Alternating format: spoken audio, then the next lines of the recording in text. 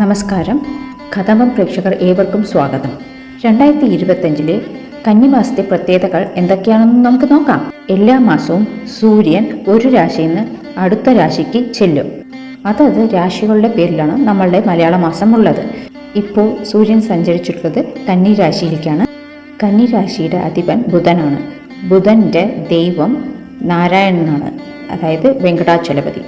കന്നിമാസത്തിലെ തിരുവോണം നാളിനാണ് വെങ്കടാചലപതി അവതരിച്ചത്. സെപ്റ്റംബർ 21 മഹാലയ അമാവാസി, അതായത് കർത്തവാവ് വരുന്നുണ്ട്. പിന്നെ സെപ്റ്റംബർ 22 നവരാത്രി വ്രതവും തുടങ്ങുന്നുണ്ട്.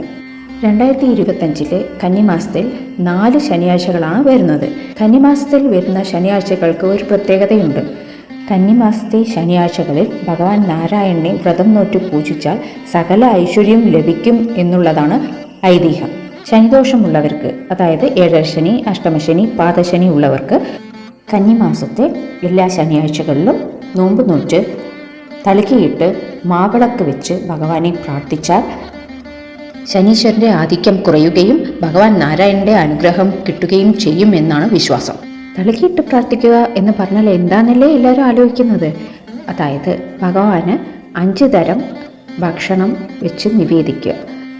ഭഗവാന് നിവേദ്യത്തിനായി തളികയിൽ വയ്ക്കേണ്ട ഭക്ഷണ പദാർത്ഥങ്ങൾ: പച്ചരി കൊണ്ട് ഉണ്ടാക്കിയ നാരങ്ങാച്ചോറ്, പുളിയോദര, തൈര് സാദം, തേങ്ങാസാദം, ചക്കരപ്പൊങ്ങൽ, കുരുമുളകിട്ടുണ്ടാക്കിയ ഉഴുന്നുവട, പിന്നെ പാനകവും അതിനൊപ്പം കടലച്ചുണ്ടലും.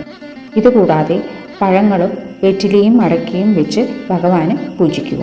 നിങ്ങളുടെ ആരോഗ്യസ്ഥിതിക്കനുസരിച്ച് പറ്റുമെങ്കിൽ ഒരു നേരം വ്രതമെടുത്ത് ഭഗവാന് തളികയിട്ട് പൂജിക്കുക.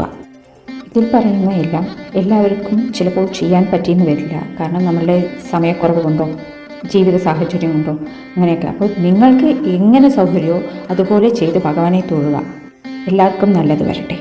ഇവയെല്ലാറ്റിൻ്റെയും റെസിപ്പി വീഡിയോസ് നമ്മളുടെ കഥമം ചാനലിൽ അപ്ലോഡ് ചെയ്യുന്നതാണ്. കൂടുതൽ ആത്മീയ വിവരങ്ങൾക്ക് നമ്മളുടെ കഥമം ചാനലിൽ സബ്സ്ക്രൈബ് ചെയ്യുക. നന്ദി, നമസ്കാരം.